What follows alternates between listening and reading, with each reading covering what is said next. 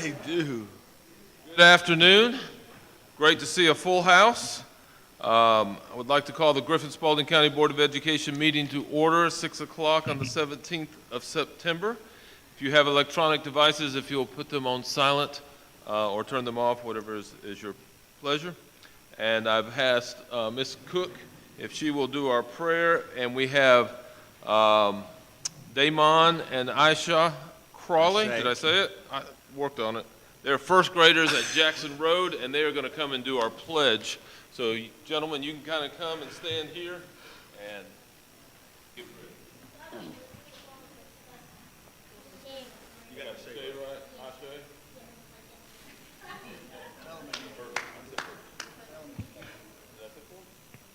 meant to say first. Get him, get him, get him. Ms. Cook. Let us pray. Our Father, we're thankful for this day that you have made and for all the blessings that we have experienced with it.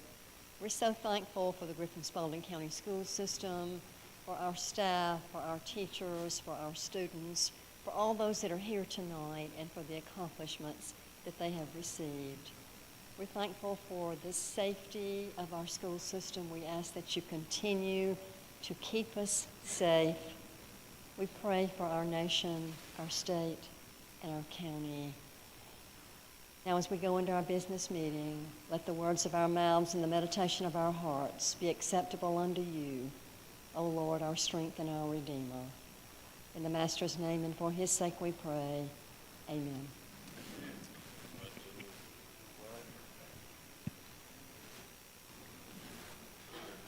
I pledge allegiance to the flag of the United States of America and to the republic for which it stands, one nation under God, indivisible, with liberty and justice for all.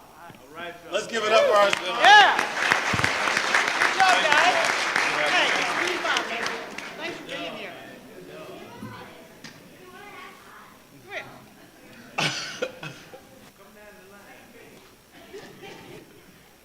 All right. Not Come over to this be side, left, too. not to be left out. Exactly. Give Ms. Cook a high five. There we go. Good job.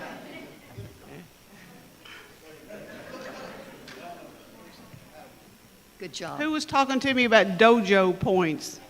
Which one? Okay, so tell me about dojo points. Okay, come on. Tell the public what dojo points are. Dojo points are like for when you're being good. And you got a bunch today, right? Did you all get a bunch of dojo points today? How many did you get? And a award. Oh, and an award. I'm coming to Jackson Road tomorrow. Check that out. Mr. Chair, I would like to recognize the twins' father, Mr. Yes. Damon Crawley. Will you please stand to be recognized? Yes. This thank is you. their father. And I understand Mom is on her way. Is that correct? Is Mom here yet?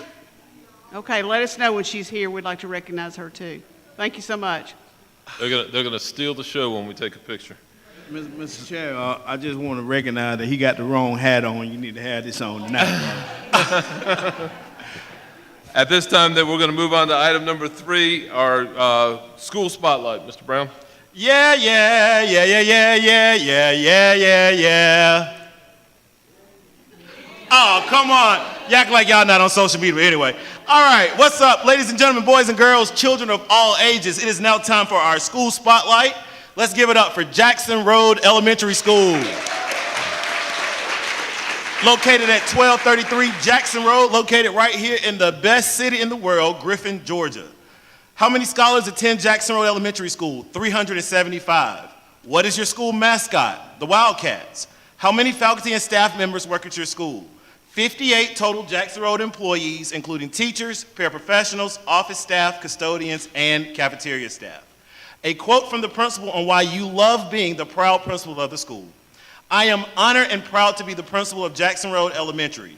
This is my first year holding this honor. Let's give it up for Ms. Hicks as our first year. And Mr. Kalo Oglesby, he's the AP there, his first year as well. During the past 12 years as the AP, She has watched our parents, students, and staff grow and perform amazing things. Ms. Bentley said that she is excited to see growth that will make Jackson Road Elementary School great. The JRE staff, students, and parents truly work together to make good things happen for other people. What good things are going on at the school socially and educationally? We are proud of our scholar success on last year's administration of the Georgia milestones in ELA, math, and science. Let's give it up. That's 3 content areas, 3. This year, we are excited to be bringing back several traditions to Jackson Road Elementary School. Our first in-person celebration of Student of the Month since COVID was held on September 6th.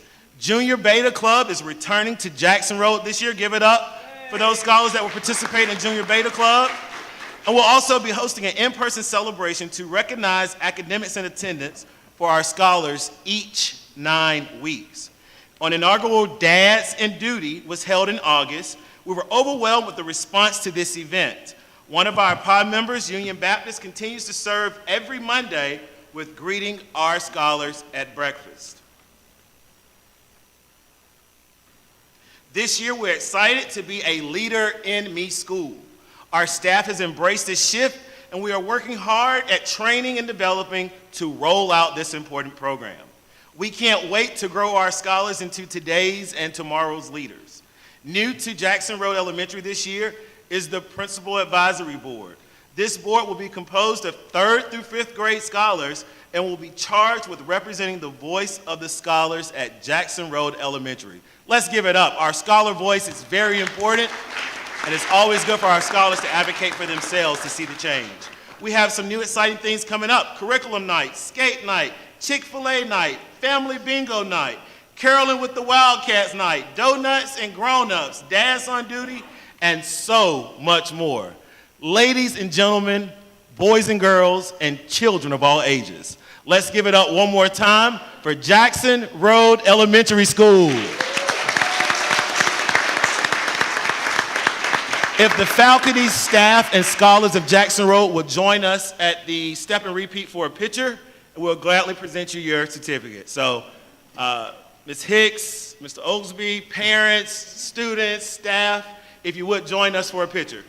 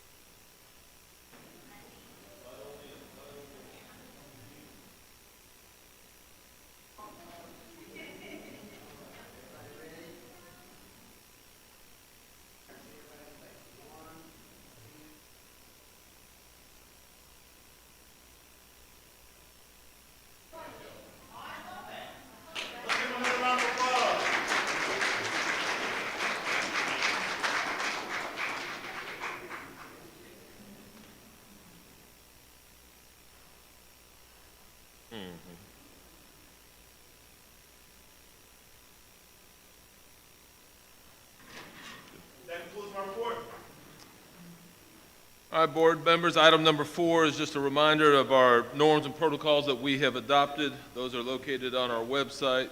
We have 10 words that we are working on throughout the year, just reminders, and this month happens to be respect. So as we're continuing to do the business here for the district, we'll just remind us of that. We'll move then on to our Spalding County, or Griffin-Spalding County School System announcements. Mr. Holmes? Thank you, Mr. Dawes. It gives me pleasure to introduce one that I've grown to know. He's one of our scholars. His name is Zion Wilson. Zion is a 12th grader at Spalding High School. His activities in organizations include the Superintendent Student Advisory Council. I think he's probably one of the superintendent ready to kick off by now, right? He's also a member, that's an inside joke, y'all.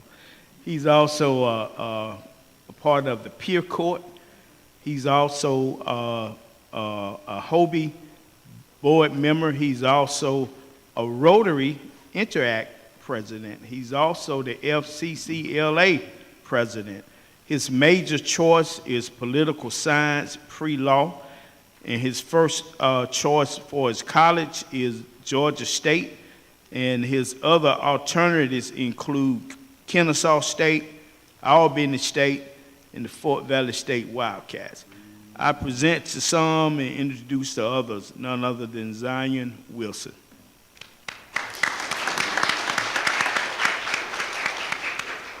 Chairman Doss, members of the board, and the Superintendent Simmons, my name is Zion Wilson, and I am a senior at Spalding High School.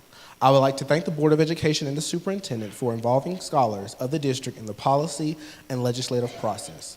The announcements for the September 17th, 2024 Board of Education meeting are as follows. Tuesday, September 24th is GSCS High School Literacy Night from 4:30 to 6:30 p.m. Tuesday, September 24th is also mileage rate public hearing number 3 here at 216 South 6th Street, Griffin, Georgia 30224 at 6 p.m. Tuesday, September 24th is also a special call Board of Education meeting for the mileage rate here at 216 South 6th Street, Griffin, Georgia at 6:30 p.m. Thursday, September 26th is the GSCS Elementary Schools Literacy Night from 4:30 to 6:30 p.m. Friday, September 27th is the GSCS Partners in Education's Golf Tournament fundraiser from 8:30 a.m. to 4:30 p.m. at the Griffin City Park, 821 Pimento Avenue, Griffin, Georgia 30224. Tuesday, October 1st, 2024 is the Board of Education meeting work session here at 216 South 6th Street at 4 p.m. Tuesday, October 22nd is the next Board of Education meeting here at 216 South 6th Street at 6 p.m. Governance team, cabinet members, and stakeholders, this concludes the Board of Education announcements for Tuesday, September 17th, 2024.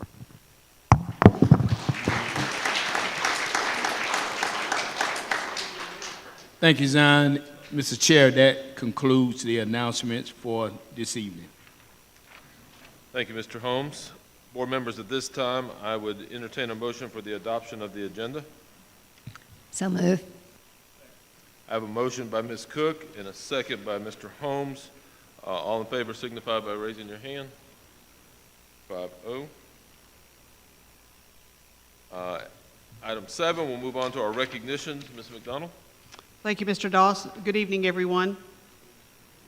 Recognitions tonight include the AP Scholar recognition, AP National recognition, Dr. Barnes.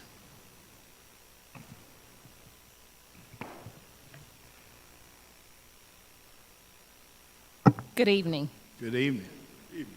Every fall, the AP program recognizes high school students who have demonstrated outstanding college-level achievement through their performance on multiple AP exams. AP Scholar Awards come in different levels and types. The AP Scholar Award is granted to students who receive 3 or higher on 3 or more AP exams. The AP Scholar Award with honor is granted to students who receive an average score of at least 3.25 on all AP exams taken and score 3 or higher on 4 or more of these exams. The AP Scholar with Distinction Award is granted to students who score an average of 3.5 on all AP exams taken and score 3 or higher on 5 or more AP exams. Tonight, we would like to honor our students who have earned an AP Scholar Award. Our first AP Scholar is Henry Aldridge.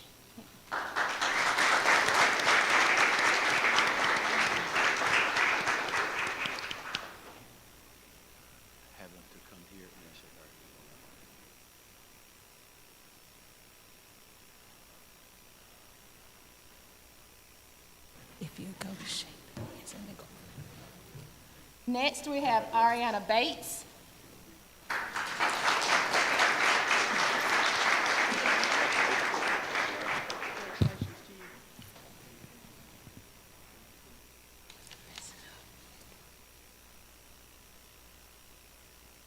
We have our next AP Scholar, Anna Foster.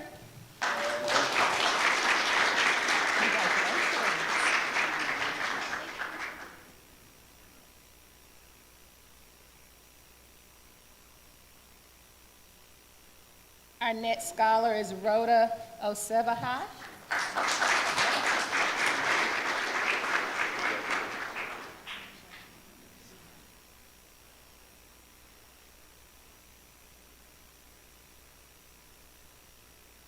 And we have Winter Yakela. She's an AP Scholar with distinction.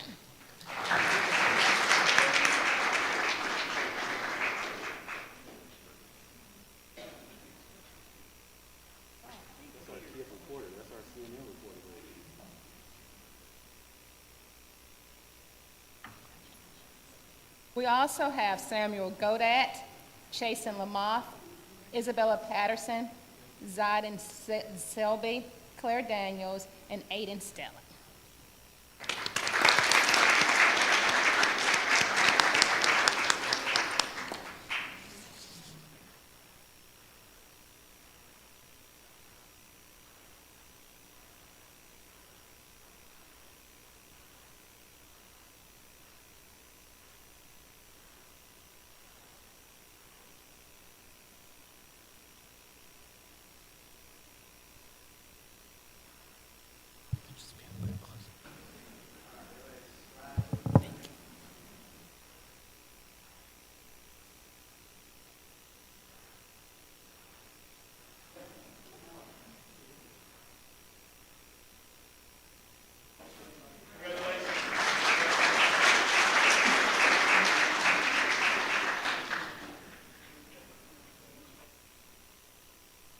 Two years ago, College Board created a recognition program as part of their AP Scholar Awards for Underrepresented Students initiative.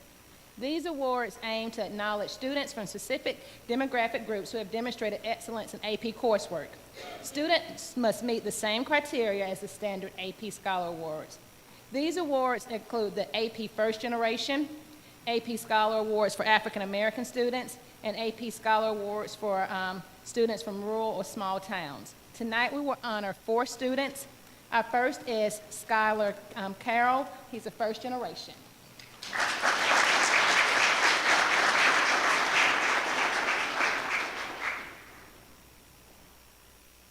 Next we have Jayla Gordon, African American AP Scholar.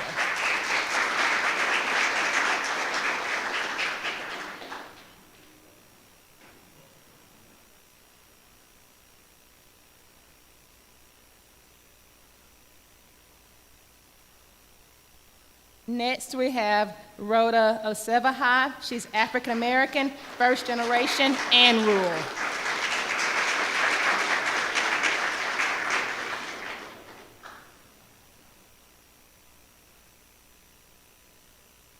And we have Winter Yakela, African American, and rural.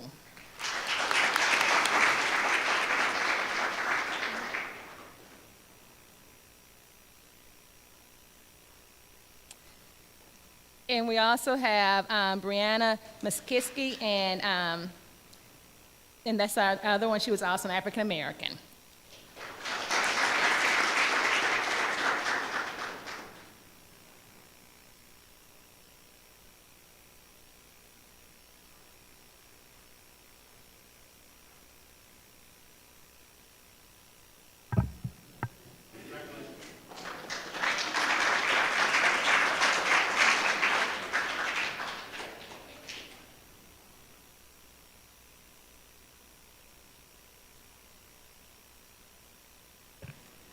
Next, we have Ms. Goodman and Ms. Potter, the GSCS Summer Reading Challenge winners.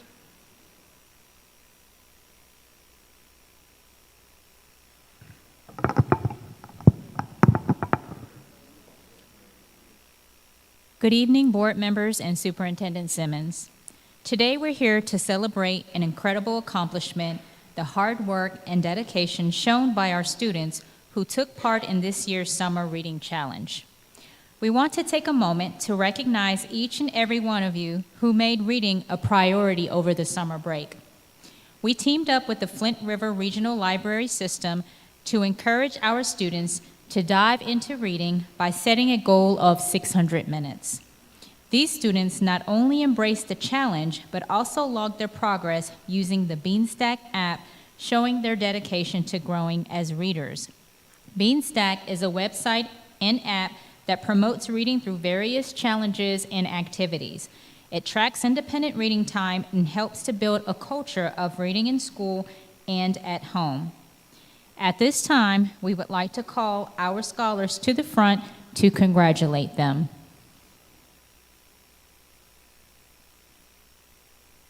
From Moreland Road Elementary, we have Jaylee Barnes.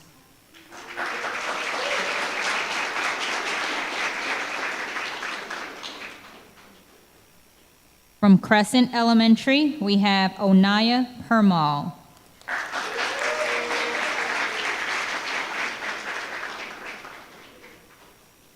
From Jackson Road Elementary, we have Everly Wood. From Future Road Elementary, we have Ellie Cable. From Future Road Elementary, we have Knox Cable. From Future Road Elementary, we have Harper Cable. From Future Road Elementary, we have Peyton Carter. From Future Road Elementary, we have Ivy Sanford.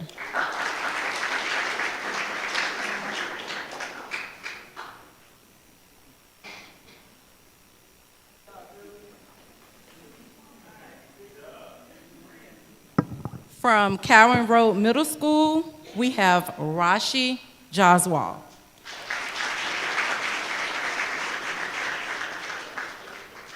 From Rehoboth Road Middle School, we have Lily Murray.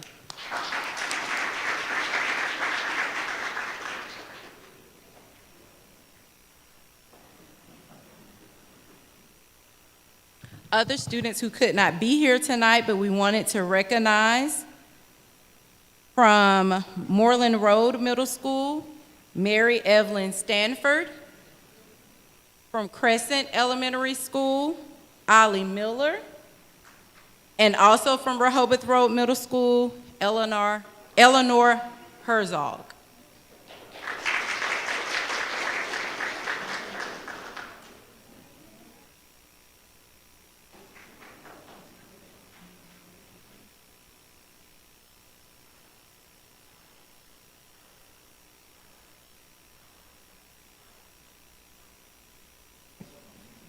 Thank you to all for being here tonight, and it's always a fun meeting when we can honor so many of our scholars. Thank you to all the parents that got your scholar here to be recognized, and we appreciate you doing that for us. Thank you.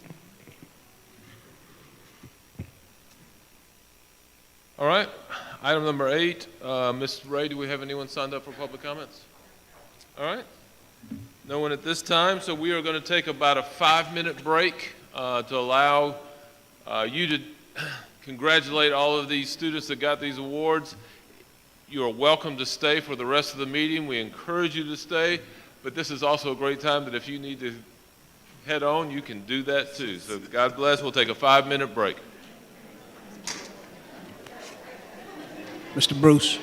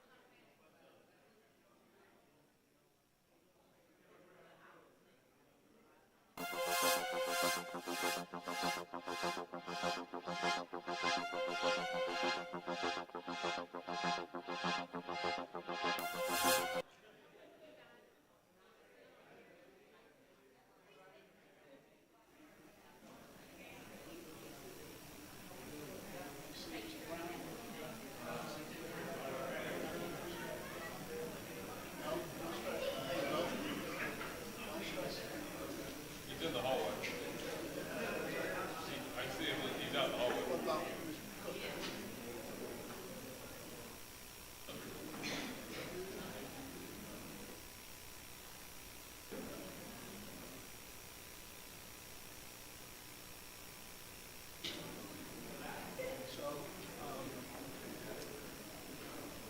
We will have, I think we're gonna be going.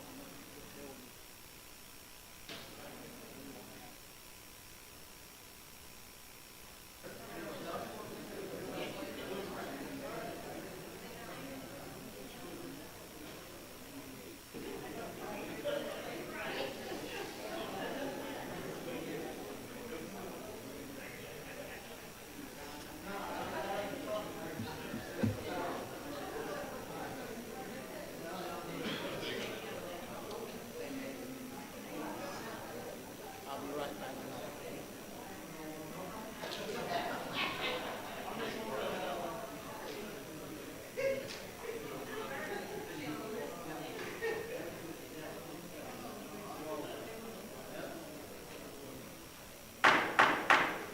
All right. I think Mr. Brown is making his way back in. Board members, we are at item number 10, which is our consent agenda items. I would entertain a motion to accept the consent agenda. Mr. Chair, I motion that we accept it as presented unless there's some correction or an addendum. I have a motion, Second. and I have a second by Ms. Cook. All in favor signify by raising your hand. It'll be 5-0. All right, we'll move then into our action items. Policy CC, these are on second reading. You've had the opportunity to weigh in on these. The public has seen these. This is the organizational chart. What is the pleasure of this board? So moved. Second. I have a motion and a second. Any further discussion? Hearing none, all in favor signify by raising your hand. Be 5-0. Policy EF, which is our data management. What is the pleasure of this board? Second. I have a motion by Ms. McDonald and a second by Mr. Brown. Any further discussion? All in favor signify by raising your hand. Be 5-0. And we will move then into our presentations and discussions. Mr. Chris Loki, our UVA acceleration zone.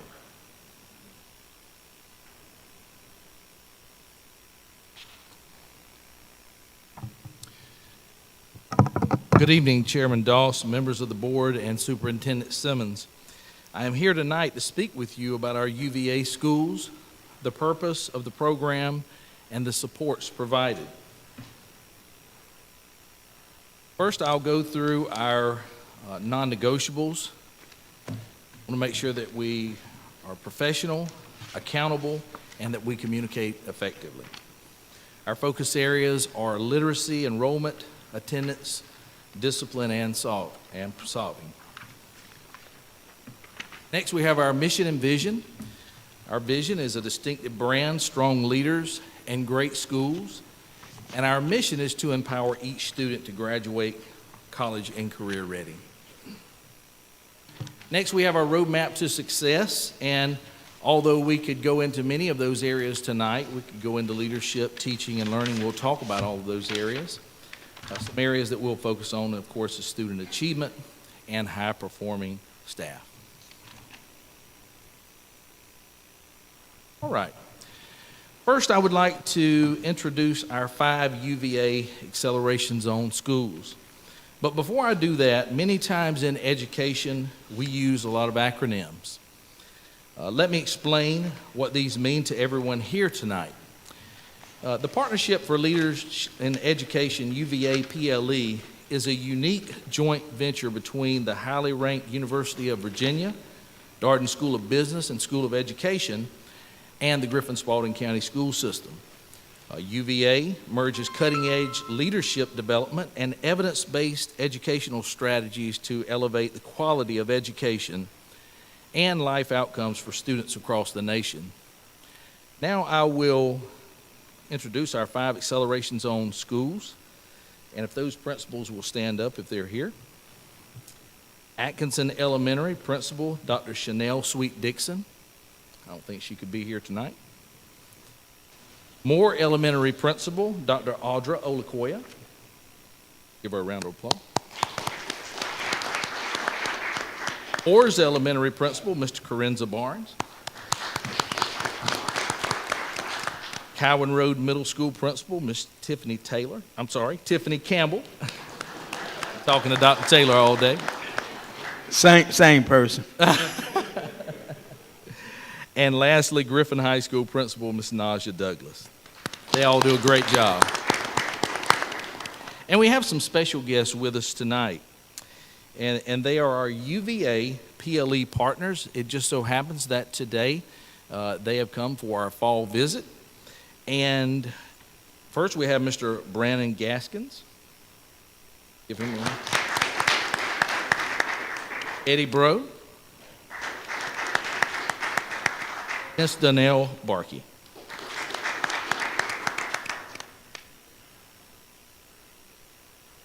The goal of the Acceleration Zone schools is to develop schools of excellence with highly effective leaders and teachers, thereby transforming the educational outcomes for our students in the 5 schools that were just mentioned.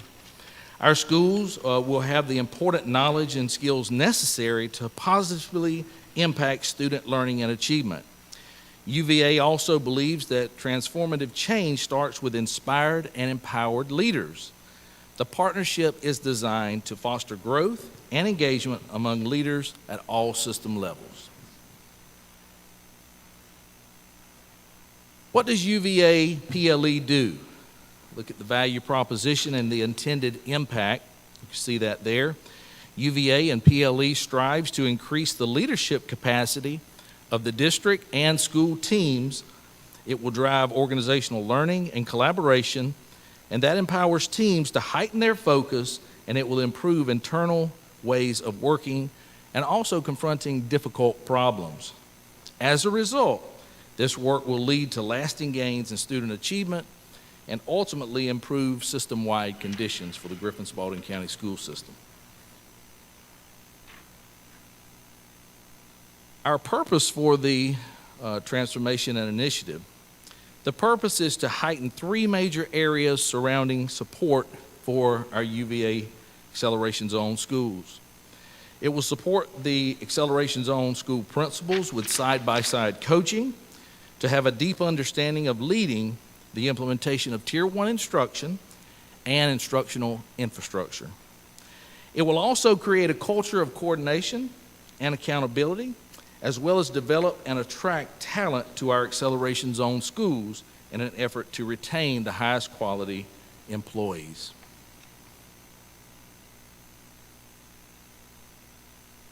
Organizational practices. What does it mean to step up and step back? It means that we can take a chance and step up with our ideas, sharing concerns and excitement with our own group. As a learning community, we allow other voices to be heard by providing the space to support each other's ideas, and we transform our own learning community. This means sometimes getting out of our comfort zone as we move along our transformational journey together. But lastly, and most importantly, we are a support model to our Acceleration Zone schools, realizing that we're all in this together.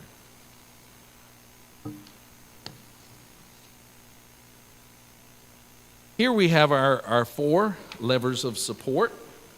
We have first our leadership lever, second our differentiated support and accountability lever, talent management lever, and our instructional infrastructure lever.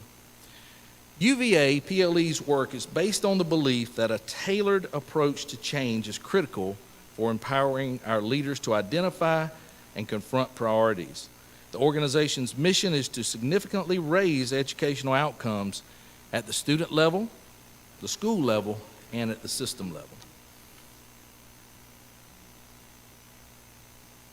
Most of you might have went through this in a science class, but you'll see big rocks first.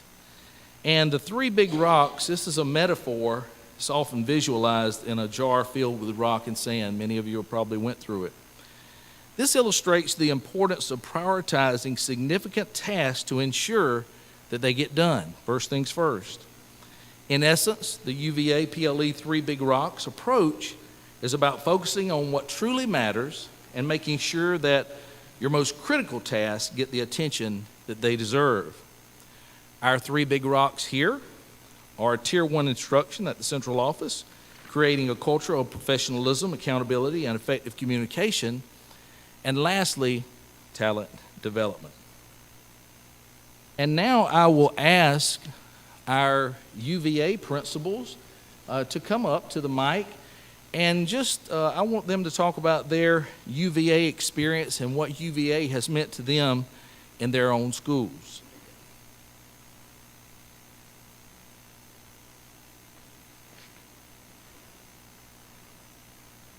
Mr. Loki, move towards more since Dr. Sweet Dixon. Okay, Thank you. I'll certainly do that. And of course, board members, you'll be able to see Atkinson Elementary's slides. Okay, Dr. Olakoya. Thank you, and I'm a little short, so let me move that. All right, to our stakeholders and our board, I want to share a little bit about what UVA has meant to us at Moore Elementary. And I think the most impactful initiative has really been DDI. So if anyone knows me, they know that I'm a numbers person. I'm always looking to see, are our students getting everything that they need? And so in our partnership with UVA, I've been able to implement some protocols that allowed us to have frequent data collection so that we can see in real time what changes teachers need to make instructionally and to make action plans for our scholars. We've also had collaborative conversations, being able to come together as a team, not around just what we think is happening in the school, but to actually look at our evidence of our practices and make adjustments. We've also created some targeted action plans for our scholars, and that includes being very creative in how we use our IF time, our intervention block, making sure that we not only allow opportunities for remediation, but giving our scholars opportunities for acceleration as well. Not every scholar is at the same place, not every scholar is struggling, and in using DDI, we're able to bring those things to the surface and make action plans that meet the needs of our scholars. So in that partnership, that has been the most impactful work, looking at DDI. Thank you.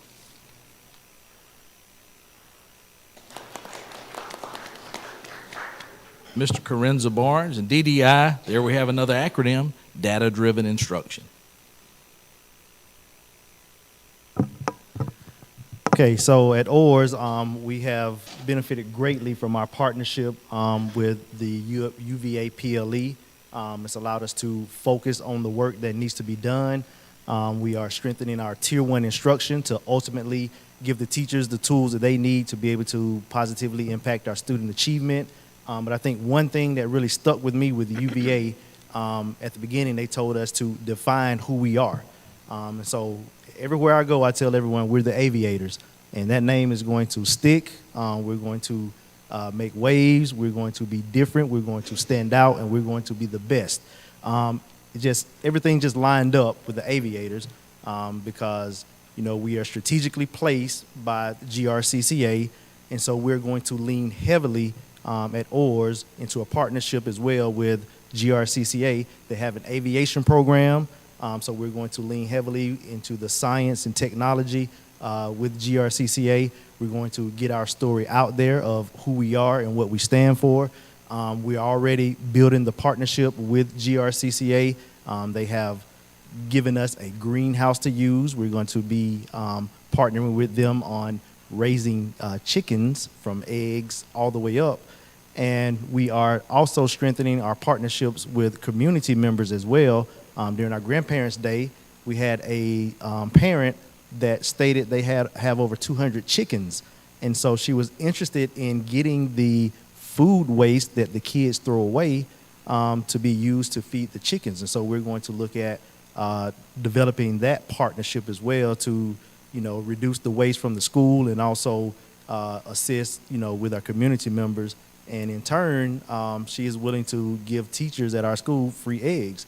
And so, those are just some of the things that we're going to do as aviators, and through our partnership with UVA, just giving us that drive to focus on our resources and our partnerships with different people, and I do thank them for that. Thank you.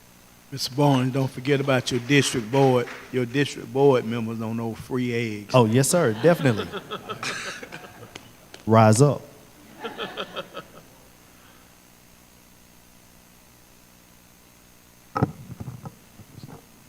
Good evening. I'm Tiffany Campbell again. So what we are pretty much focused on at Cowan Road Middle School is building capacity in our teachers and staff. Coming into a building that has had a large number of turnover over the last few years, what UVA has provided us is some clear direction. The training that we've had has helped us to really focus in and narrow our focus on some very specific actionable goals. And so our one of our big rocks is to build capacity in our teachers. And so we are heavily focused on improving PLCs. We are heavily focused on improving teacher practice. We have had quite a bit of support as the result of being a UVA school from our coordinators. Ms. Goodman was there in our building today supporting our 6th and 7th grade teachers. We've had each of the coordinators come in at some point in time during the school year to support our team members.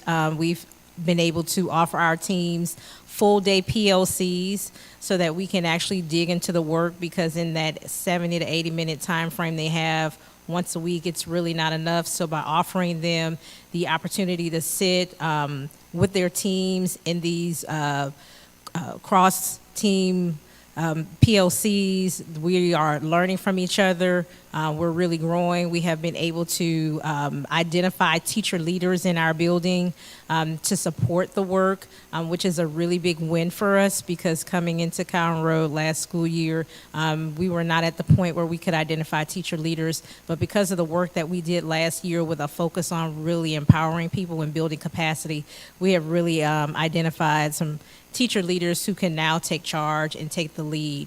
A big piece for us is really developing our admin team as well to be able to lead our teachers and provide them with the extra support that they need, especially with the number of novice teachers that we have in the building. We've had some very positive feedback from teachers, as I shared with the UVA team earlier today. One of the things that has probably given me a boost going into the rest of the school year is the number of teachers that have come and said that they are really enjoying the work.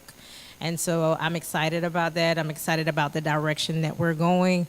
We just continue to hammer out the kinks in our 90-day plan and continue to work around the things that we know are going to give us leverage to help our students be successful.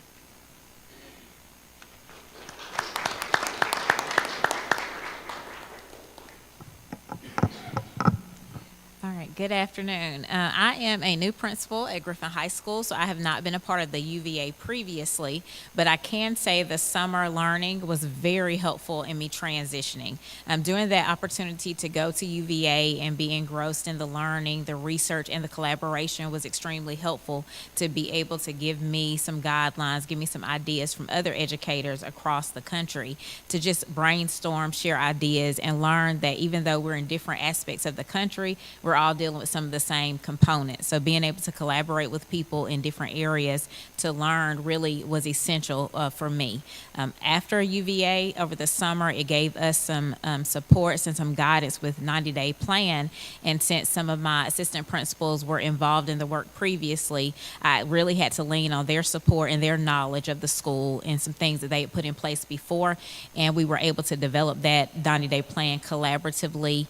Our main goal really is to increase increase Tier 1 instruction and also to increase our graduation rate. So being able to solidify some steps to get us there, some things we can look in and identify some areas for each of us to focus on, knowing that collaboratively we're going to come together and to do the work has been very instrumental. So us as an admin team being new, working together, the UVA support, additional supports in the district have been very key into us making gains and celebrating some successes thus far.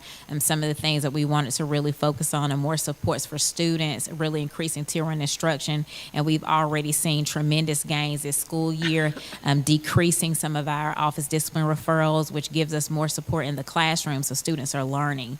In addition, having the support in the district, some of the teaching and learning coordinators being there to support us in PLCs, guiding that Tier 1 instruction, and actually coming back to assist us in doing walkthroughs. I've seen a lot of gains with my assistant principals and myself in the work. So I'm very excited about what the rest of the year holds and some of the work that we'll be continue to do in our 90-day plans. Thank you.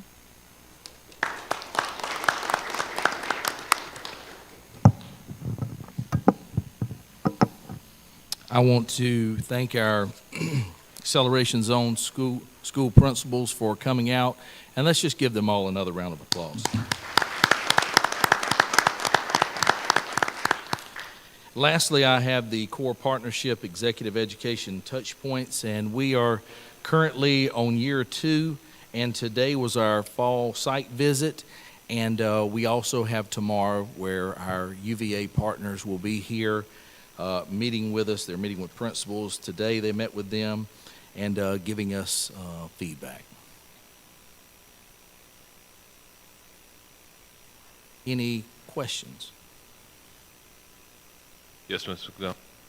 Thank you, Mr. Doss. Thank you, Mr. Lokey. I just wanted to say, as I was listening to you and reading the program, I wish I could have some quotes from the people that are involved, so I really appreciate the principals being here tonight to give us feedback from what they have learned, going through, hope to learn, hope to change, that type of thing. So I appreciate all of you being here tonight, and I certainly appreciate the UVA people being here also. It's important work, and I'm glad the principals were here to give us some feedback from the people that are in charge. So thank you for that. Can I make a comment about that? Just a small comment. Sure.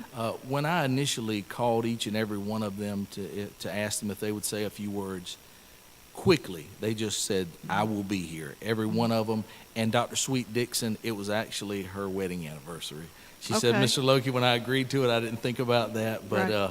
They just immediately said yes, and I'm just proud of them and proud of the good work that we're doing. Also, if there are any data points that we could see pre-UVA and current, you know, as far as I think I read that the OG is better in one school. Yes, ma'am. If there's any pre-UVA data we can see versus now data, current data, I'd like to see that also. Okay. Thank you. Thank you, everyone. Board members? Mr. Holmes? Since our esteemed gentlemen from UVA are here, I would like to hear on the flip side of the coin their assessment, if that's okay with you, Mr. Chair, and the board. We'll put them on the spot. Come on, UVA. I didn't realize we were already in year 2. Is this the last year? Wow. Gosh, how did that happen? So good afternoon or good evening. I would first say that when we arrived today, we had no idea that there would be a board meeting tonight. So we invited ourselves to come see it for ourselves to see how the district was interpreting our partnership. So I would just first like to say that we are humbled to work with the Griffin-Spalding School District, and we've learned a lot from the leaders here at the school level as well as the district level. To answer your question, I first want to go back and just define that the partnership is about learning from schools to inform the leadership actions of the district. So this partnership is not about fixing schools. This partnership is about learning from schools and analyzing when schools are not successful. That is not a school issue, that is a district issue. We are trying to ensure that the district is removing barriers and creating conditions so the schools can thrive. In our assessment, we have assessed that we have great leaders at our schools. We have great teachers at our schools that are providing support for our students. And as we listen to school leaders, we push on our superintendent and we push on our district leaders to ensure that they are removing those barriers where schools are not being successful. And our assessment, and we've done this all across the country, Fulton County Schools, Atlanta Public Schools, Henry County Schools, as well as Clark County they have participated in this partnership as well. And we see great growth and progress that's happening here at Griffin. Tomorrow, we will finish up our report. We will highlight those things that we see that are going well.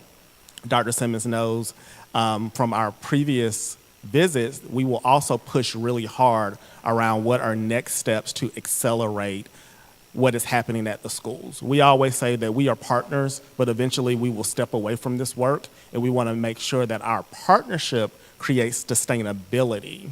So we like to work ourselves out of a job. It is not healthy for any school district to have a consultant working with them year after year. We want to make sure that the work we do is sustainable and that we create the leadership capacity in the district to lead this work in our absence. I hope that answers your question, sir. Yes, sir, most certainly, and I appreciate that. Thank you very much.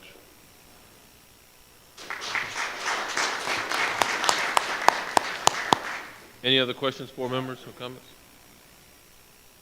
All right, thank you, Mr.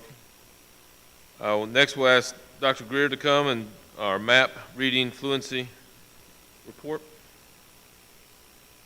Good evening, Chairman Doss, Board, and Superintendent Simmons. Today, I would like to provide you with an update for our beginning of the year MAP reading fluency assessment. Mr. Loki did do a fine job in going through all of our roadmap, our district mission and vision, so I will not go through that. I will go straight to the presentation.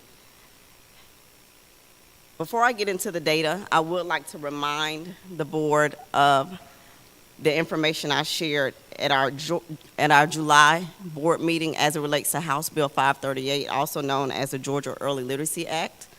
At that meeting, I updated you on the district's progress towards meeting the mandates of House Bill 538. We learned that House Bill 538 includes 5 components, including screeners, instructional materials, interventions, professional learning, and teacher preparation. We will discuss the screener today, which is MAP reading fluency. We have also in the past discussed our instructional materials, which is SAVIS, our interventions, which is also located in MAP reading fluency, the professional learning that our teachers have engaged in for structured literacy, which includes OG and letters, and lastly, our teacher preparation, which includes the knowledge and skills teachers must possess as they begin the teaching career. For today, we are solely looking at MAP reading fluency. We know that the district adopted MAP reading fluency as our literacy screener, which is one of the requirements of House Bill 538. MAP reading fluency is an adaptive reading assessment that measures students' skills in reading comprehension, fluency, and foundational literacy skills. I do want to talk to you about that word adaptive for a moment. The test provided to students allows them to adapt up or down depending on how they respond. If they get questions correct, then the system adapts to their grade level. However, if they get them wrong, it may adapt to a lower grade level. That's very important to note as we go through the data in a moment. We have administered the first assessment in August. We will administer MAP reading fluency 2 more times in December and April to our students in kindergarten through 3rd grade. With each administration, the students are either assigned a foundational skills assessment or the adaptive oral reading subtest. Just to level set, you will see various shades of data represented today. The data that is highlighted in red indicates that those students in that category are below grade level expectations. The data highlighted in gold represents that those students are approaching grade level expectations. The data highlighted in green represents those students meeting grade level expectations, and the data highlighted in blue represents those students exceeding grade level expectations.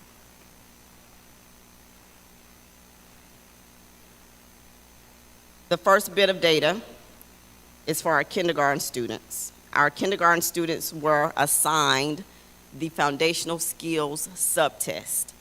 The foundational skills subtest assesses students' phonological awareness, phonics, listening comprehension, and picture vocabulary.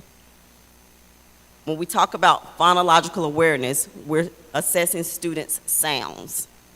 Phonics and word recognition, we're looking at letter and sounds. Listening comprehension is assessing students' listening skills, and then picture vocabulary is assessing students' ability to use pictures to identify words. If you look at this first data display, you see that 52% of the students are shaded in the gold category. That means that 52% of our students are approaching expectations. You also see that 34% of them are in the blue category, 13% of them are in the green category, and what this represents is 47% of our students in kindergarten are either meeting or exceeding standards for phonological awareness. When you go over to phonics and word recognition, you see that 59% of our students are in the blue and green categories. That means that 59% of our students are meeting or exceeding grade expectations for phonics. In language comprehension, you do see a large percentage of our students, 48%, are below expectations for listening comprehension. And when you go over to picture vocabulary, you see 48% of our students meeting and exceeding picture vocabulary. This data represents our kindergarten beginning of the year data. As we move along to first grade students were also assessed using the foundational skills subtest. You see some of the same data points for phonological awareness. 61% of our students are meeting and exceeding standards. For phonics and word recognition, 73% of our students are meeting and exceeding standards. For listening comprehension, 44% of our students are meeting those grade level expectations. And for picture vocabulary, 56% of our students are meeting grade level expectations. I do want to pause before I go to another slide because it's very important that everyone understands that there are varying shades of red under phonological awareness and phonics. For each performance band, and those performance bands, again, are below grade level expectations, approaching grade level expectations, meeting grade level expectations, and exceeding grade level expectations. For each performance bands, students will fall anywhere from a level 0 to a level 5. Again, they will fall from a level 0 to a level 5 in each performance band. The closer they get to 5 in any color, any band, gets them closer to meeting grade level expectations. I will go over this. If you take a look at the phonics word recognition data, you have 6% of our students performing at level 0. You have 17% of our students performing at level 1. We know, because it is shaded in red, that all of those students are below expectations, 23% of them. However, those 17% at the level 1 category are closer to meeting grade level expectations because they are inching towards approaching expectations. When we look at second grade data, we do have a little bit more data to make sense of. Our second grade students were assigned the adaptive oral reading subtest. This test assesses our students' reading fluency as well as oral reading rate. Due to our students' reading difficulties, some of our second grade students may have adapted down to the foundational skills subtest. The assessment that they should have completed is adaptive oral reading. However, if they adapted down, they do not quite possess the foundational reading skills they need to be able to read fluently. If you're looking at this particular benchmark summary, you see that we have 641 second grade students. 28% of those students possessed the skills they needed to be able to read fluently, so they were able to complete the adaptive oral reading subtest and therefore have an oral reading score.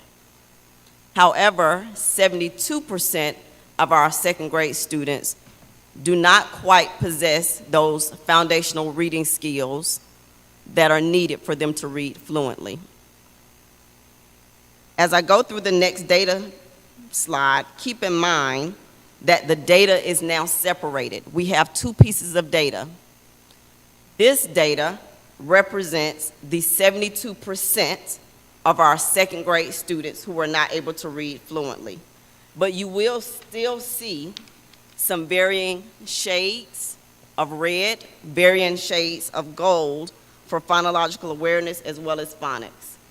What you will see is that for phonological awareness, 63% of our students are approaching grade level expectations. That means we have a large number of our students who are just about to grade level expectations. As it relates to phonics and word recognition, 54% of our students are approaching grade level expectations. The students fared very well in listening comprehension, with 65% of them meeting expectations and 71% of our students meeting expectations in picture vocabulary.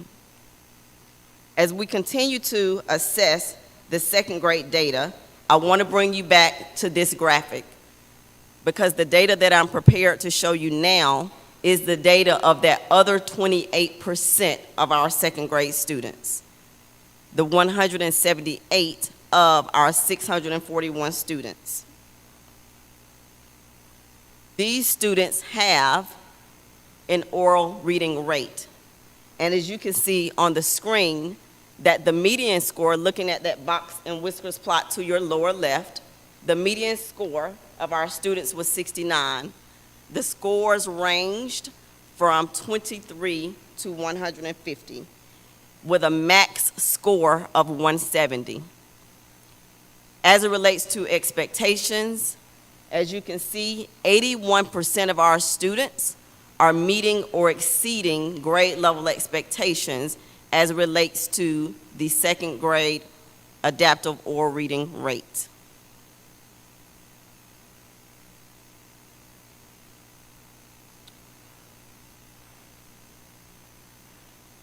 I'm sorry, 89, 89. 89.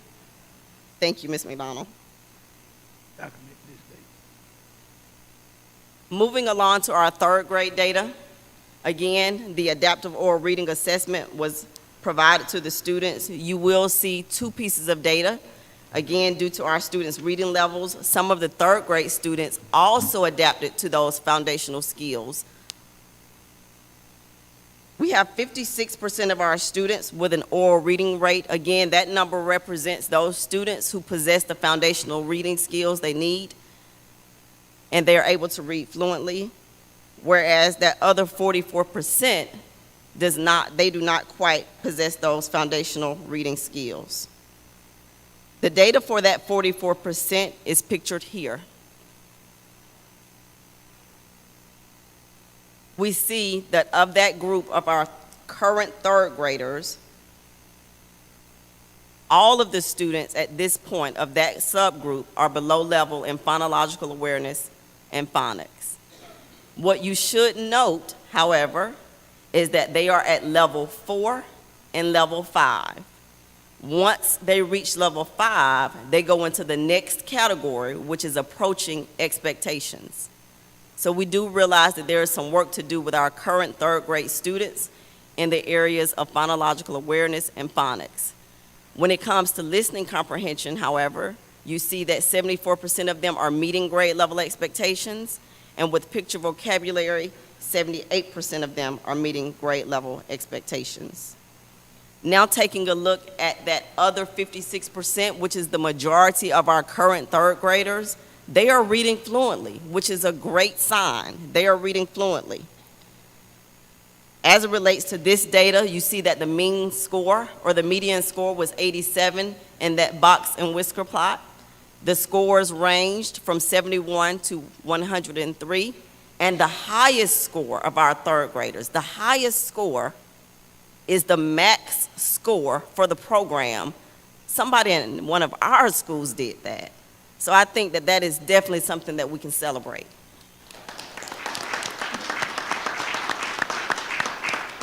And with this data, you see that 58% of our students are meeting or exceeding grade level expectations.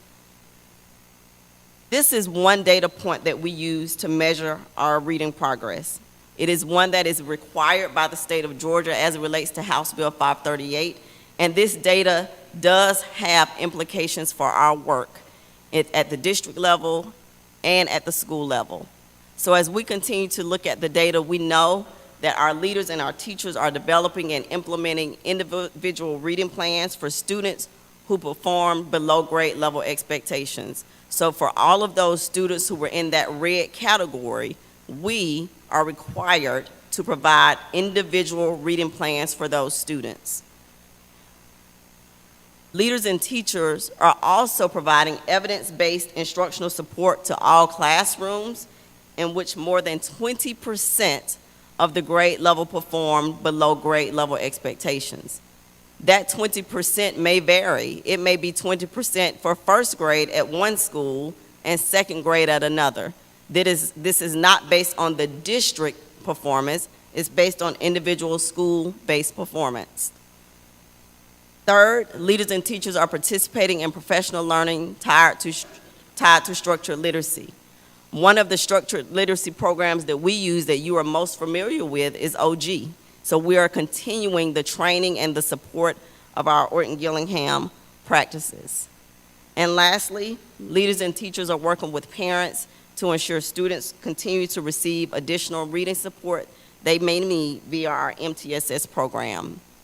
This concludes my presentation. It was a lot of data, but I am here to answer your questions. Board members, any questions? Ms. McDonald? Thank you. I can't imagine what it took to put this together. It's very impressive. Thank you so much. I'm on page third grade BOI data summary. It seems the listening and the picture vocabulary skills rose a lot, which is great. I remember doing that myself. I'm looking at the red boxes on the left. Okay, and I'm happy to hear that for a child at Moore or for a child at Crescent or for a child at Moreland Road, it's an individual prescription. Yes. At this point in time, I think it has to be. I'm not so sure it was that way when I was in school, but anyway.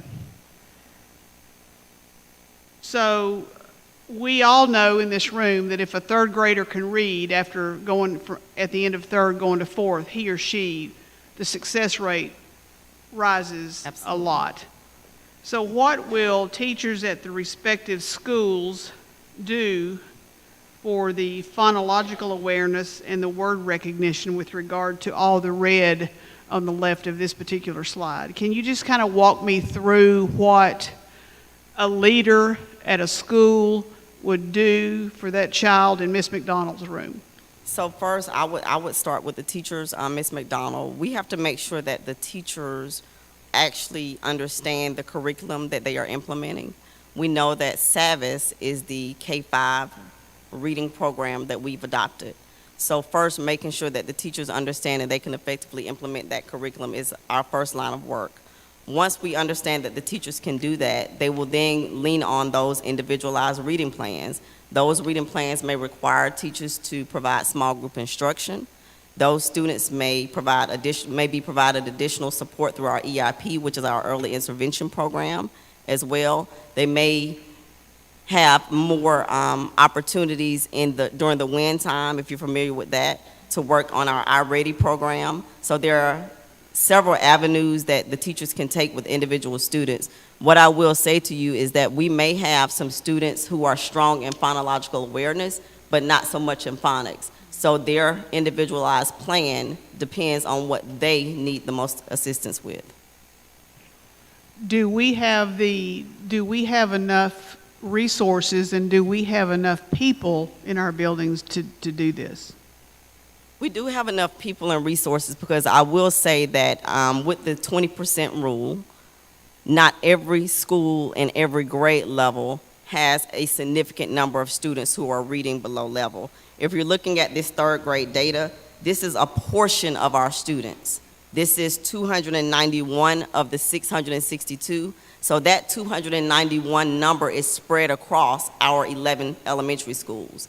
When you're looking at it at individual schools, the numbers are more doable than when you see them all up on the screen, just reflecting the district. Okay, all right. So I would say, yes, we have enough resources, we have enough personnel, but I think that that is definitely a conversation we can have with some of our school leaders to ensure that we can meet their needs.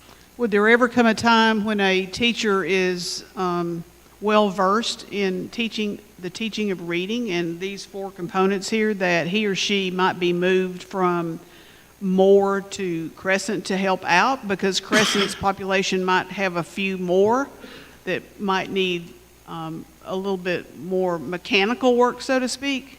I can't really speak to that. I think that's a Miss Battle question, but we can support from the district level some of those classrooms.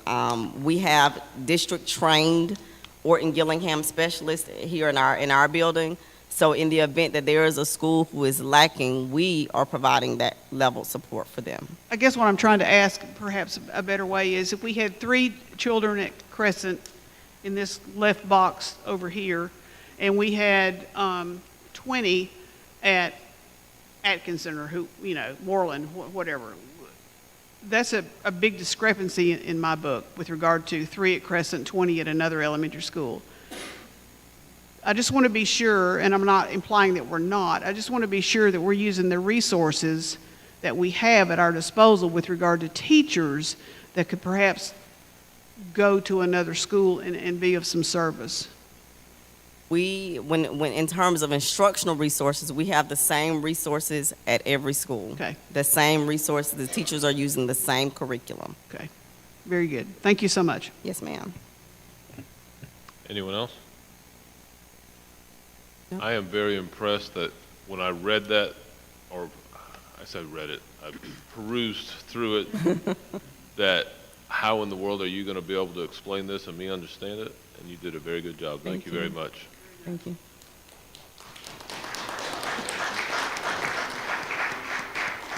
We need to buy her an ice cream. As Mr. Holmes would say, she took a deep dive into Dr. some data. Greer, I Dr. will say, I didn't get near this explanation from Dr. Taylor. That's all I say. Okay, Mr. Holmes, you 0 and 2 today. We're going to have to talk about that. You're going to have to rise up. All right. iReady presentation? All right, good afternoon. I have the pleasure this afternoon to introduce our iReady partners. Before I turn the microphone over to them, I just want to remind us, did I say good afternoon? Mr. Holmes kind of threw me for a loop then, so let me back up to say good afternoon, Mr. Doss and board members and Dr. Simmons. Before I introduce our partners, we have been, you just heard a presentation from Dr. Greer about map fluency. Now we're about to transition to iReady, so I wanted to give just a little bit of explanation for you. We have been using MAP growth for at least 10 years in Griffin-Spalding. What we have been presenting to you over the years, we've noticed that some of our data had become flat. As we in the teaching and learning department investigated what were some of the root causes in terms of what we were seeing, is that there was no instructional component that matched the data. So while we were given the MAP growth assessment beginning, middle, and end of the year, we didn't have an instructional component in the MAP program in which students were able to work on those skills.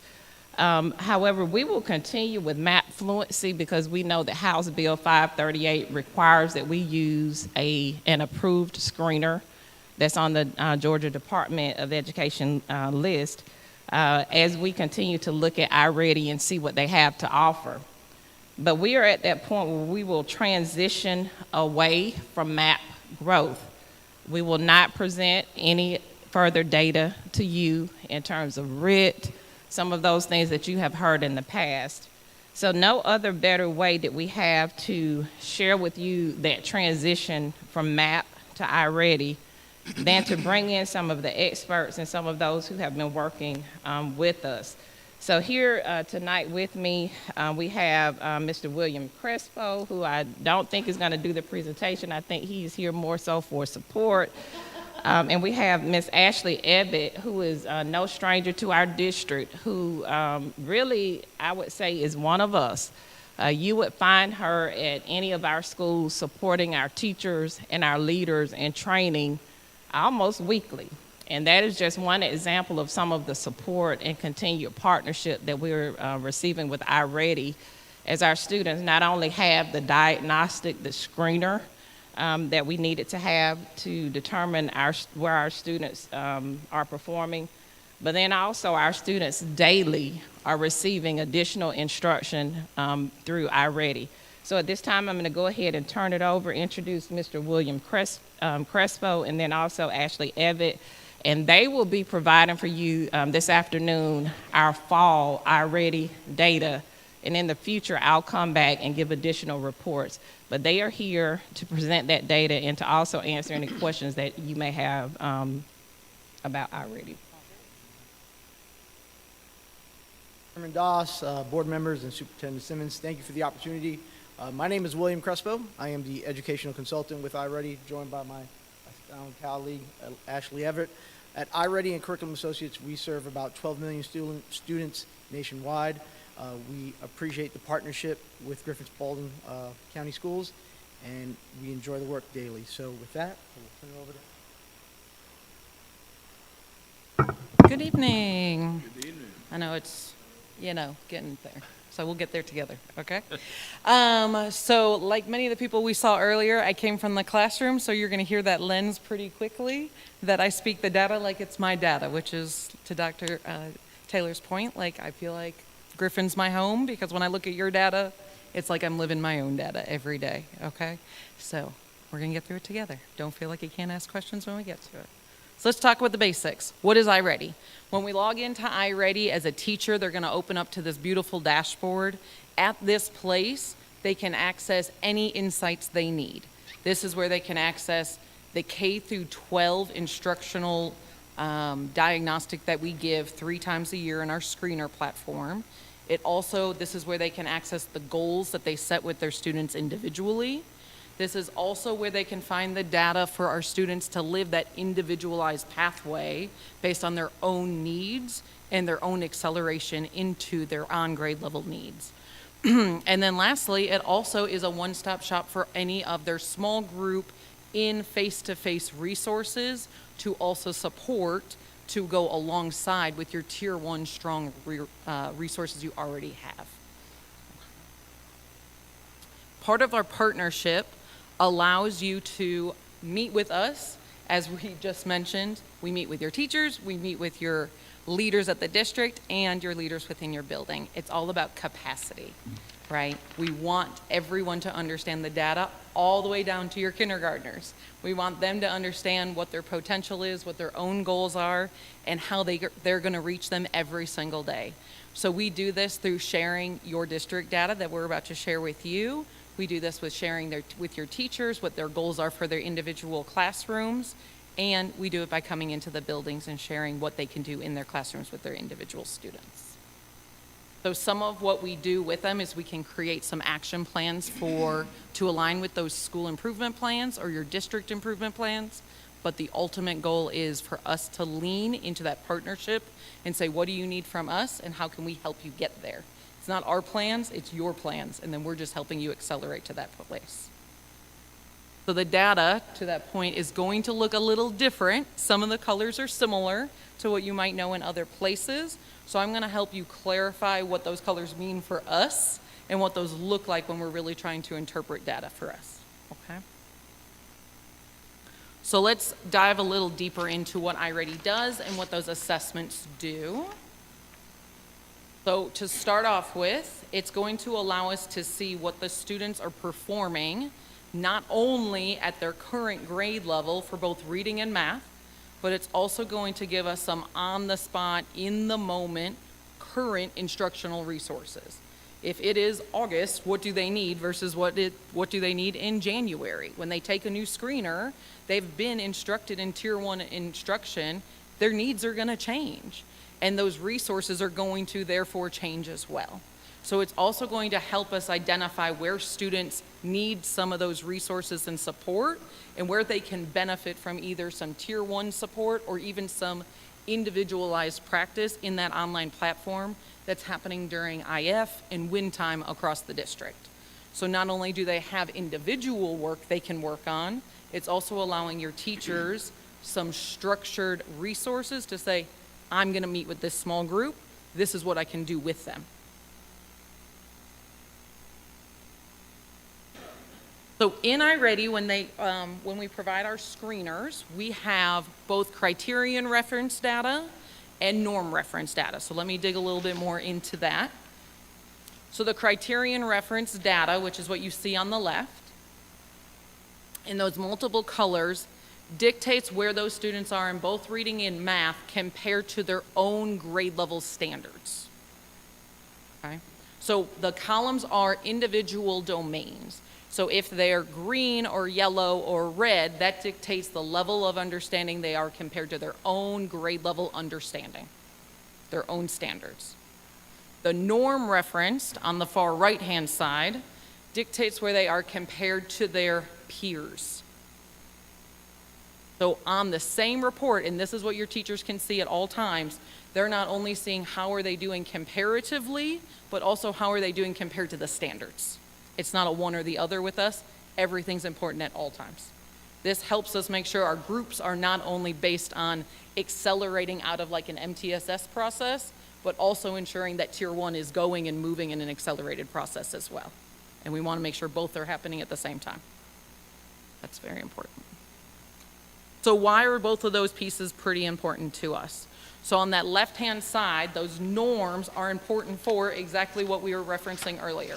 Those interventions, are we allowing to notice which students are gifted in our talented courses? It's allowing our students to be at their own accelerated rate.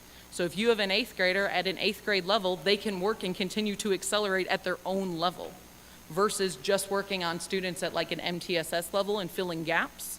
It also allows students at a 5th grade level who are reading at a 6th grade level to work at their own level, so that we can provide and find out, even with our EIP services and other services, are they accelerating at the needs of their own? Of course, it's also going to help us identify some of our reading difficulties and math difficulties and be able to, us in the moment, get to those needs and address them and maybe even possibly evaluate for other options. Whereas on the other side of the coin, we want to make sure our percentiles are leveling out across the country, right? With everything that's gone on in our country for the last few years, we want to make sure that's been adjusted. We want to make sure that our percentiles have changed and our norms have changed to adjust to where our students are living. Just like what Dr. Gray was sharing with those 3rd graders, across the country we're noticing those 3rd grade across the board, the changes in their learning and reading. So those norms are changing countrywide. So we're changing our norms to go accordingly. So we're not setting ourselves up to old norms. We want to change with what's happening in our classrooms and with our students, so we have real expectations and goals for them moving forward. So in the future, you're going to continue to hear from the team about projected proficiency. Projected proficiency from us is if our students during our screener timeline were to have taken milestones. So this is like our 3rd through 8th graders. If we were in the dead heat and we said instead of taking this diagnostic, they took milestone instead, where would they have fallen comparatively? Because we have a guidance document that says if they scored this now, this is how they would have scored on milestone. Okay. So we have a couple of options when we log into this report, and that's the next page just to give a little more details. It offers, and this is a level down to the teacher level, so they can also use this to help leverage early in the year. Who are we motivating to cover over those hurdles, right? To get from they understand what I'm talking about in class to I'm proficient about what I'm talking about in class. Because sometimes that's a very small barrier, but we got to know who those people are. We got to know which scholars we're targeting, not just for they understand class, but they're overcoming some of their hurdles to proficiency and mastery and above. So on this report, you're going to see the first row at the top is if the student does not make any progress through the year. So we call that projected proficiency with no growth. If they would have taken the test right now, and it would be like April. That would be what how many students would be proficient. The next column, or the next row, excuse me, is if students hit typical growth measures. In iReady, every student, K-12, are set individual growth goals based on where they placed on their screener and their attendance grade level. What research says how far can they grow within one good grade level. Not all 3rd graders have the ability to grow at the same level, but we do believe that everyone can grow, whether they come in on grade level, above grade level, or so forth. Typical grade level is having our students just keeping up. So if our students keep up and they learn one good year of instruction, that projected proficiency then tells us how many students will master or be proficient on the milestone based on those reportings. The last row is our ambitious row. We call it our stretch growth. We still set a goal for every single student, but it's pushing them. It's one whole year plus some, because why not reach for the stars, right? We want every student and every teacher to know if some of our students went a little further, now what would our milestone look like? We don't want to just stop one place, right? We don't want to stop after 1 year. Some of our students, if they push just a little bit more, this could be the year that turns them into a proficient student.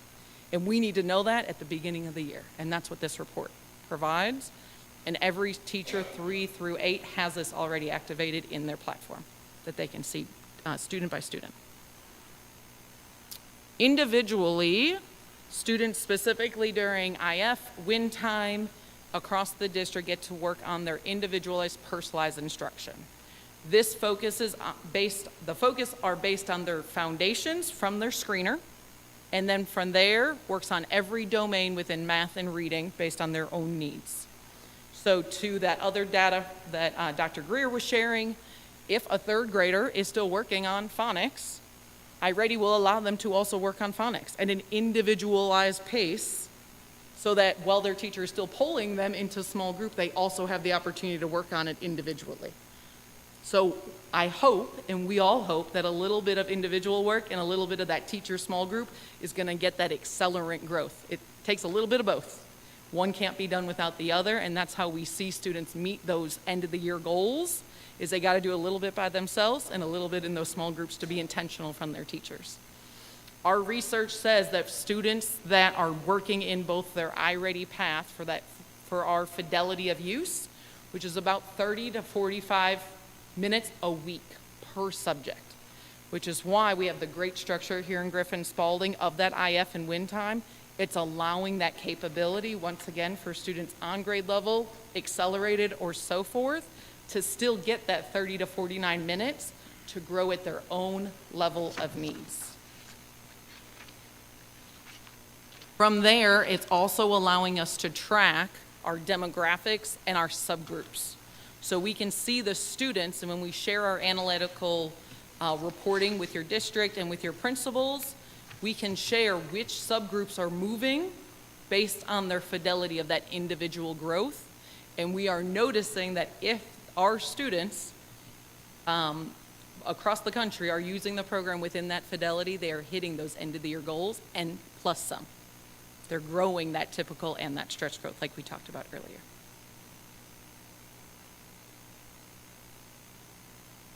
Lastly, you can kind of see here the students where they started. So we do have students that are coming in at the beginning of the school year not on grade level, right? We know that, we know our data. This is not a Griffin or a Georgia thing, this is an education thing. So we want to make sure that all students are being tracked in a way that are we providing what every student needs K-8? And our research is saying that if students are only working in that 10 to 29 minutes range, they're just not getting to their full potential.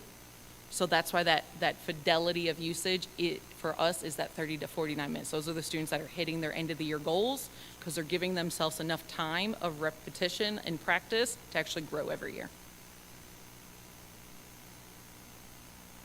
So now let's look at Griffin. Let's look at all the things we have, right? So let's make sure, once again, that we know the colors from all the programs. I like to call them the iReady colors of fun. So a couple things we want to lay out. We have green, dark green, which depending on how well your printer is, it might look different. Yellow, red, and then dark red. Something I want to keep in mind, these colors don't change throughout the year, but how we interpret them through the year is going to be different. So let me put that in your mind again. If I am a 5th grader and I start the year at a yellow placement, I'm 1 grade level below. But really I'm just at a 4th grade level because I just finished 4th grade. So when we look at data in the beginning of the school year, as a 5th grade teacher, I'm like, oh, that's great. They finished 4th grade. Now they're ready for me as their 5th grade teacher. Now, if it's March and that same student is yellow, that's a different conversation. So when you're being presented this data throughout the year from your team, I want you to also have that interpretation of those yellow, red, and green and how those change. Okay? The student and the colors are not necessarily meaning something different, but how we interpret them in the time of the year might mean something different. So now let's look what that looks like. Have 2 bar graphs on your screen? See it on your paper. Okay, great. Yep, okay, great. I can talk to it because I know what it looks like. Sorry for everybody in the audience. There's 2 bar graphs on their paper. So this is your reading fall to fall data, okay, on your paper. On your paper, I want you to notice those specific colors. Okay, so track one of those colors, the green, the dark green, the yellow. And specifically, what I want you to look at is the yellow, right? The potential of your district. These are students that are coming in this year ready to go. They're ready for Tier 1. They're ready to learn. What we have noticed historically is that year over year, the red is growing. And what we're noticing here, if you notice your numbers, I think it goes from like 46 to 47 in yellow. Correct me if I'm wrong. They're very similar numbers in the yellow, which means last year was our mainstay year, so this year's our growth year. We had to stop regressing, right? We had to stop gaining red students every year. We had to have a holding place. That was last year. Now that we're holding, this year's our growth year. Now let's move forward from there. This makes way more sense on their papers, I promise. And math is the same. You have a bar graph for math on your paper? Okay, great. As long as you can see it, that's what's important.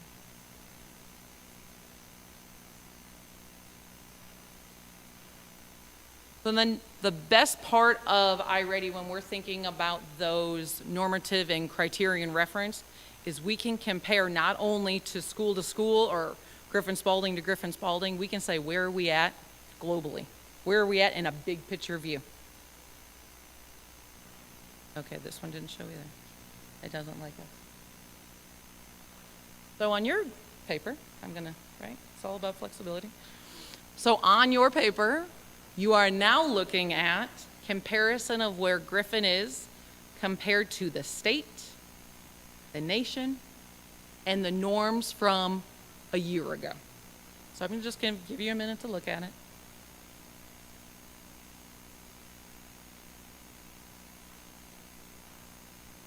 They have it. And like they're not.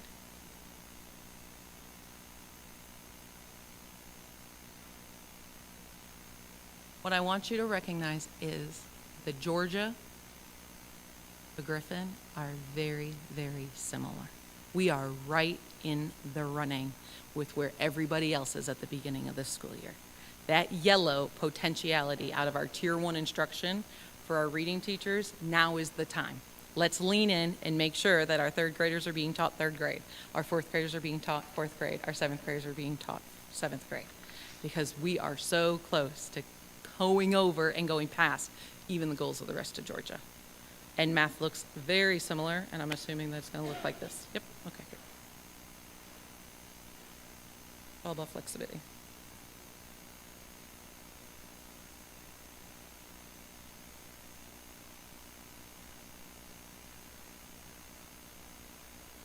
Through our partnership, our goals is to continue to talk about our what we call our promising practices. At any point when we are working with anyone on your team, from district leadership all the way down to your first and second grade teachers, we are speaking about one of these four things. We are either talking about planning for Tier 1 instruction and how those small groups are going to help leverage everyone and every scholar in our buildings, whether they're coming in at a Tier 1, Tier 2, or a Tier 3 place, and using some grade level planning reports to see how their Tier 1 instruction can be supported in other places. We're talking about monitoring the fidelity of that usage during that win time in IF. You saw that research. Are they getting over that 30 to 49 minutes? Because that's where we're getting that personalized push of acceleration. Are we talking about that stretch growth accountability so we can cover those hurdles and get to that projected proficiency that we know we're so close to? And of course, we want to make sure that now that our students are embodying their data and the teachers are embodying their school data, we want the community and the families to understand what their students are doing at their own level as well. So we are pushing out the family reports this month as well, now that we're all interpreting it and students have had their own data chats, so they can go home and celebrate the things they've done and their goals moving forward. Any questions that I can help you with?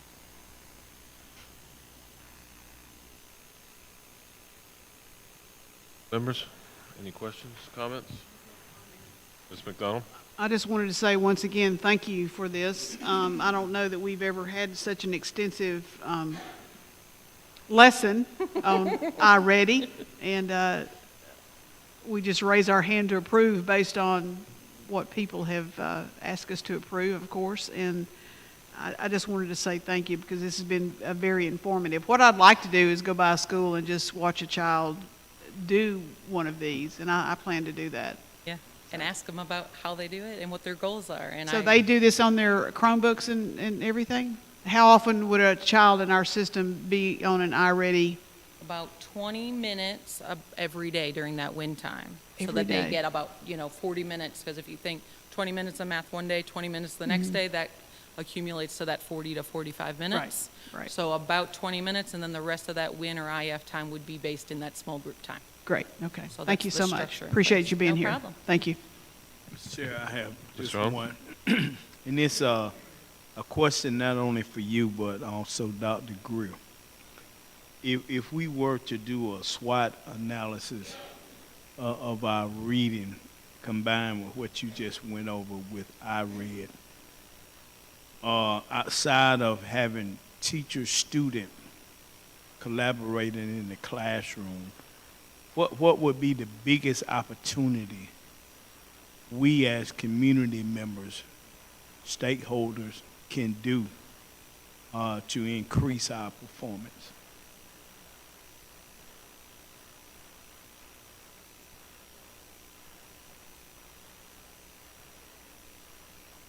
You want me to answer first? Okay, great. In our family report, there are straightforward, this is what your student has access to in terms of their abilities in a reading, and this is what we're working towards. So that is a straightforward parent report. Like, we can help our students by asking them to read the labels of your books every day, right? There's some general supports, but then there's also Lexile levels that we support to say, if you go to the library or get this level, this is the level of books that they can read on their accessible time. And that comes out of those family reports as well. So that's one from our family report. And I won't lean on a report, Mr. Holmes, but what I will say is that knowledge is power. And the more we can equip our parents and our community members with the knowledge about the various reading programs that we have, the more they are able to support their children at home. We know that we can only do so much when they're with us. Right. That reinforcement happens at home, but we do understand that when they get home, parents may not be aware of an iReady or the resources that may come with MAP or resources that may come with SAVIS. So if we can have those opportunities, and I think that the schools do have those opportunities, they are definitely working with parents in those areas, it will make all the difference in the world.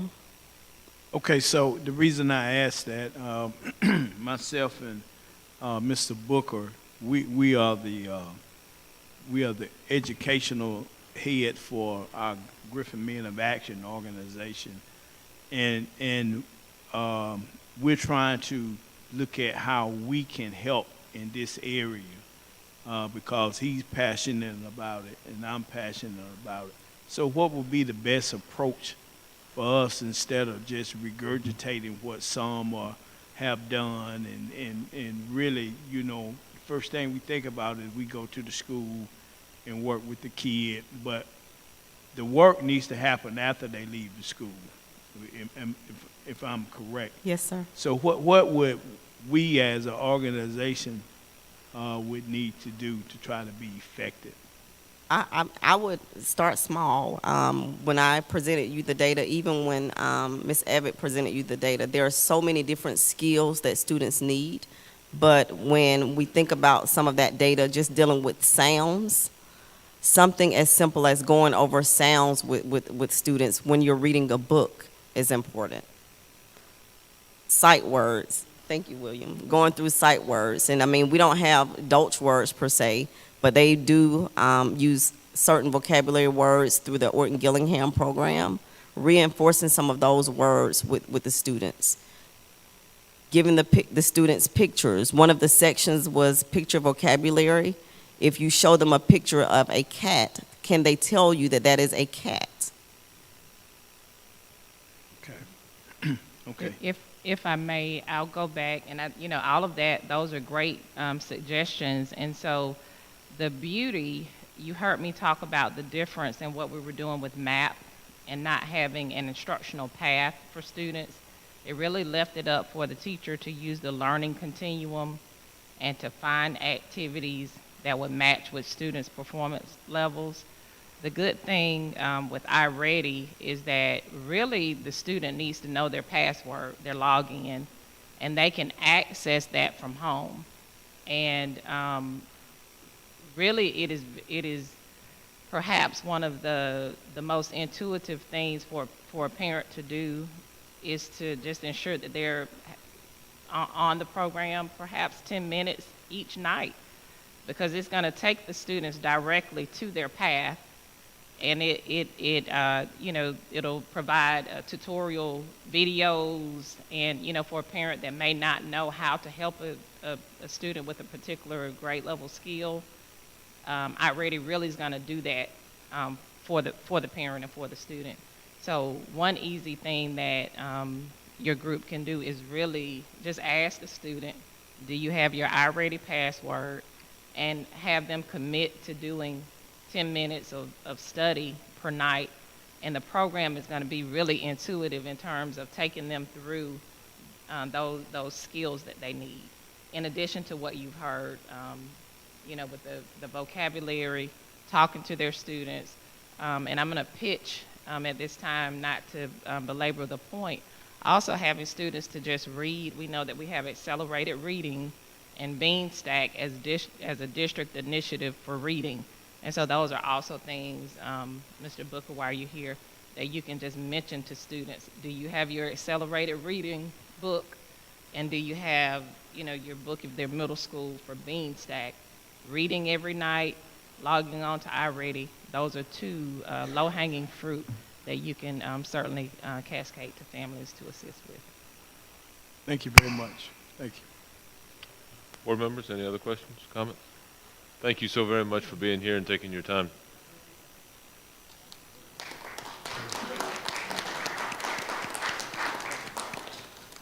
Mr. Jones, monthly financial report. Thank you, Mr. Chairman. Good evening again, board members. This is month 2 of the FY25 financial report. Current fund balance about $40.5 million in the general fund on the left bottom, and nutrition about 3.8. Again, that's just 2 months into the year. Page 2, general operating statement. I want to point you to the right totals year to date: $3.4 million in revenue on $13 million in expense for a running behind of $9.6 million. That's a little higher than normal, but I just want to remind you that with our intentionality of starting teacher contracts in August, we have an extra month of salary that we paid in August this year, et cetera. So that will somewhat self-correct once we start getting taxes in, and we'll seek guidance from the audit department on if there's anything else we need to book because of that decision. Page 3 is our grant funds. Again, 0 revenues at the top. That's normal at this time of year. We still are in a window of time getting budgets approved with the state, and we're still spending money at the bottom. Again, that's important because of our cash flow reserve. We can front those monies and seek reimbursement at a later date. Page 4, our nutrition operating statement, close to $900,000 so far in revenue, and that's on 1 month of child eating in the month of August, and $580,000 in expenses. So we're to the good, about $300,000 so far for this year. Page 5 is our investment register. We're still managing close to $61 million, bottom left in the yellow. I'll point you to 4 rows up from the bottom. There's a 0 there. We'll be amending this sheet a little bit because we have spent all of the money for SPLOST 4. And this is what we have been managing in our state investment account.